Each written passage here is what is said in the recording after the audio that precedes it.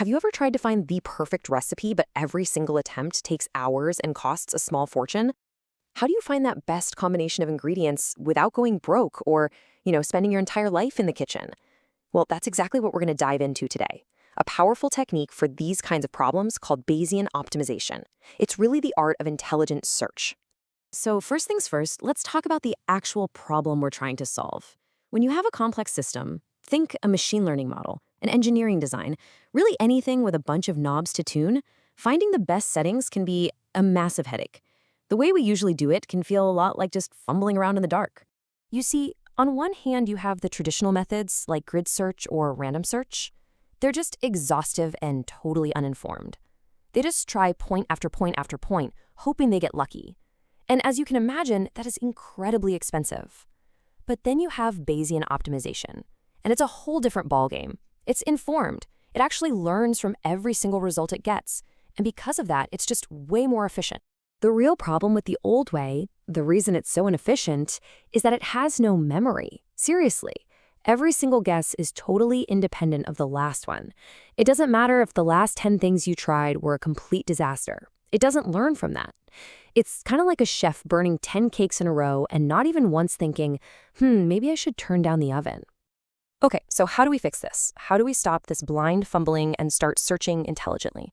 Well, it means we have to fundamentally change our whole approach.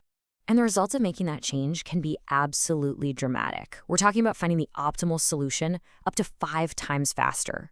Now, that's not a small improvement, right? That is a total game changer for any problem where each test, each evaluation is expensive. So what's the secret sauce?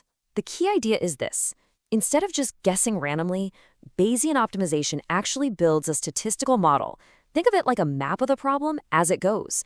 And with every new piece of information it gets, that map gets more and more accurate, which turns a blind, uninformed search into a really smart, informed one. So how exactly does it build this map? Well, this brings us to the first of 2 key components, something called the surrogate model. I want you to imagine you're exploring a mountain range that's covered in thick fog, and you're trying to find the highest peak. Every time you plant a flag, you get to know the exact altitude right at that one spot, but nowhere else. That map you're building in your head, that's our surrogate model. If you want to get technical, it's often a Gaussian process. Just think of it as a cheap statistical stand-in for our really expensive real-world problem. But here's the crucial part. It doesn't just guess the altitude everywhere. It also estimates its own uncertainty.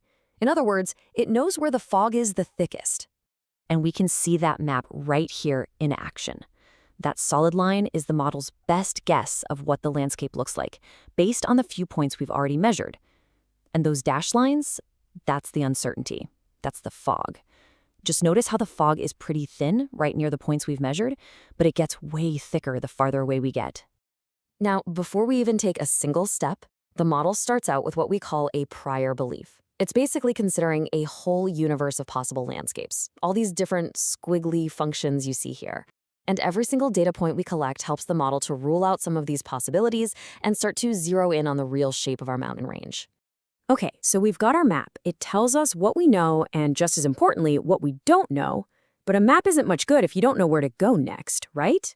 We need a guide. And that guide is our second key component, the acquisition function. The acquisition function is really the brains of the whole operation. It's the strategy that decides where we should plant our next flag. And its main job is to manage this really critical trade-off. Should we go search in an area that already looks pretty promising? Or should we go explore a totally unknown region where an even bigger peak might be hiding? This is the classic exploration versus exploitation dilemma. And if we look back at our charts, that bottom panel shows this guide at work. The curve down there is the acquisition function. It's evaluating every single possible next step, and its highest point, the peak marked with an X, that's its recommendation for the single most valuable place to go check out next. This chart really helps us see the logic behind that choice. You see, the acquisition function gives high scores to points where it expects a good result. That's exploitation. But, and this is so important, it also gives high scores to points where it has high uncertainty, and that's exploration. The best next step is always the one that finds that perfect sweet spot, that perfect balance between those 2 competing goals. Now, you hear about this technique all the time for tuning machine learning models, finding the best settings or hyperparameters for some complex algorithm. But honestly, its power extends way, way beyond that. This kind of intelligent search is an incredibly versatile tool for just about any high-stakes problem. I mean, just think about it. In engineering, it can help design way more efficient systems. In drug discovery, it can seriously accelerate the search for promising new molecules. In materials science, it can guide experiments to invent totally new materials with amazing properties. Essentially, any field where your experiments are expensive and time-consuming is a perfect place for this. And this field is definitely not standing still. Researchers are always working to make this even more powerful, tackling really complex real-world challenges. Things like, how do you run multiple experiments at the same time? What do you do when your data is messy and incomplete? Or how do you handle variables that aren't just simple numbers, but things like categories or integers? So, after going through all of that, what's the one big idea? What's the main thing you should walk away with? Well, I think this quote really just nails it. It uses a statistical model to quantify uncertainty, and then uses that uncertainty to decide where to sample next. It's so simple and elegant. It uses a model to figure out what it doesn't know, and then it uses that very uncertainty as a guide to make the smartest decision about what to learn next. So the fundamental takeaway is this. Bayesian optimization represents a really big shift in thinking. It's all about moving away from that brute force, let's just try everything kind of guessing game, and toward a strategy of intelligent, informed, and truly efficient decision-making. It's a really powerful idea, and it kind of leaves us with one final thought to chew on. In your world, in your work, or maybe even in your own life, where could an intelligent search save you from the sheer frustration of brute force?